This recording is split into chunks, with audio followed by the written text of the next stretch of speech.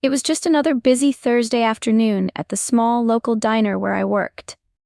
I'd been waiting tables for years now, always hustling to keep up with orders, trying my best to keep the customers happy.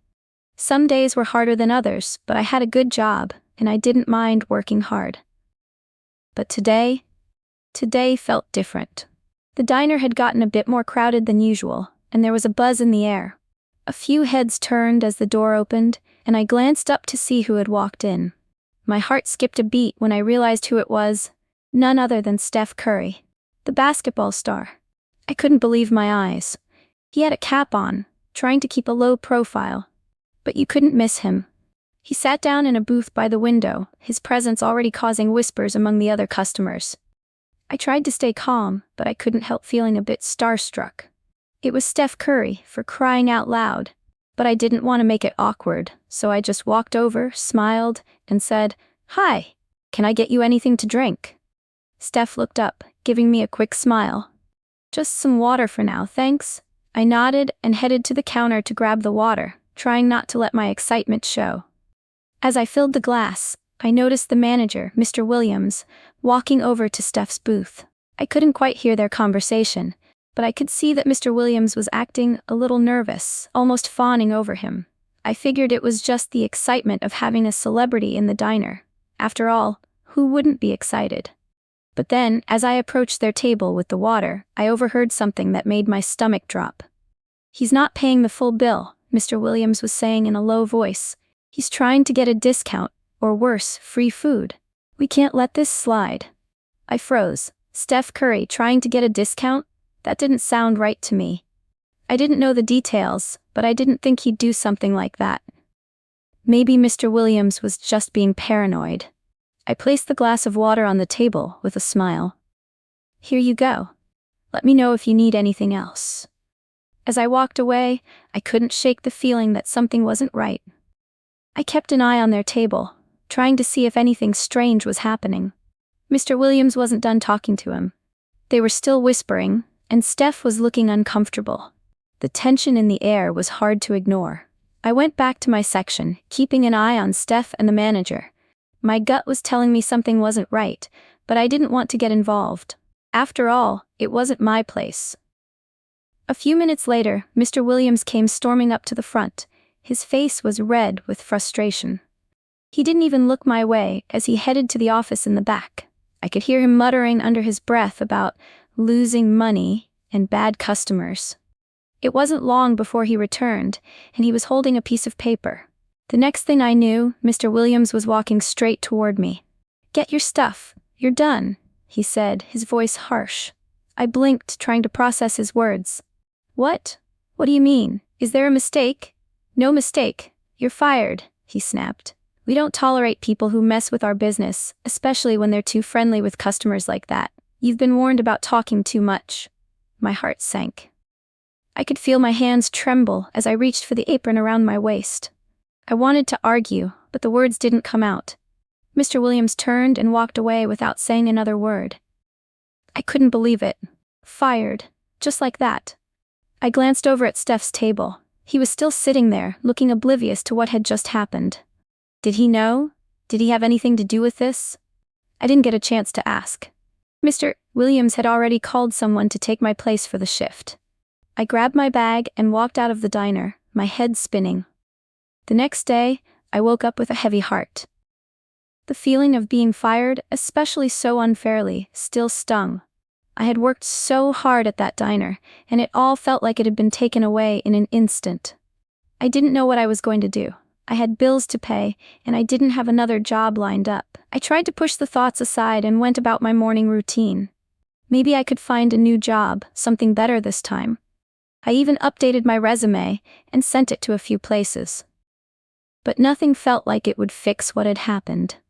That afternoon, as I was sitting in my small apartment, scrolling through job listings, I heard a knock on the door. I wasn't expecting anyone, so I opened it cautiously. Standing in front of me was a man in a suit, holding a piece of paper. "Is this Miss Harris?" he asked, his voice polite but firm. I nodded, unsure of what was going on. "Yes, that's me. Who are you?" "My name is Marcus Davis. I'm with Golden State Enterprises," he said, and my heart nearly stopped. Golden State? That was Steph Curry's company. Before I could say anything, he held up a piece of paper. You've been selected for an interview. We'd like to offer you a position as our new customer relations manager. I just stared at him, unable to believe my ears. I had no idea what was going on. Wait, what? Why me? Marcus smiled. Mr. Curry was very impressed by your professionalism yesterday. When we found out what happened at the diner, he wanted to help. I was in shock. The man I had served at the diner, the one who had been sitting quietly in the corner, was now offering me a job? How was this possible? The interview was set up for the very next day. I was still trying to process everything, trying to figure out why Steph Curry would want to help me. I'd never imagined something like this could happen, especially after such a rough day at the diner. I arrived at their office, feeling nervous but excited. I was greeted by Marcus, the man who had come to my apartment, and led into a sleek, modern office. And there he was, sitting behind a large desk, Steph Curry himself. He stood up when I entered, offering me a friendly smile. "Miss Harris, it's a pleasure to meet you," he said, his voice warm. "Please have a seat." I could hardly believe it. I had served him water just a day ago, and now he was sitting across from me, offering me a job. My nerves got the best of me, and I had to take a deep breath to steady myself. "I'm so sorry about what happened yesterday," Steph continued. "I couldn't stand by and watch you lose your job for something so unfair." I didn't know what to say. "Thank you, but I still don't understand. Why are you doing this for me?" Steph's expression softened. "Because you showed kindness to me when you didn't have to. You treated me like a regular person, not a celebrity. That says a lot about who you are, and when I heard what happened at the diner, I felt it wasn't right. I wanted to make it right." I was overwhelmed with emotion, and I couldn't hold back the tears anymore. This was something I never could have imagined, and here I was, being given a second chance at something much bigger than I'd ever dreamed. Steph smiled at me, his eyes sincere. "I've been in your shoes. People treat you differently when they think they're better than you, but I've learned to always have your back when you're treated wrong. You deserve better." A few weeks later, everything had changed. I had a new job, a new sense of purpose, and a new lease on life. The position with Golden State Enterprises was everything I never knew I needed. I was working closely with Steph Curry's team, helping manage customer relations and using my skills in a way I never thought possible. But what amazed me most wasn't just the job or the new opportunities. It was the way Steph treated me, and everyone else. He didn't look at me as an employee or a fan. He saw me as a person, and that made all the difference. He was humble, down to earth, and always quick to stand up for what was right. One afternoon, as I was settling into my new role, Marcus called me into the office. "Steph wants to meet with you," he said. My heart skipped a beat.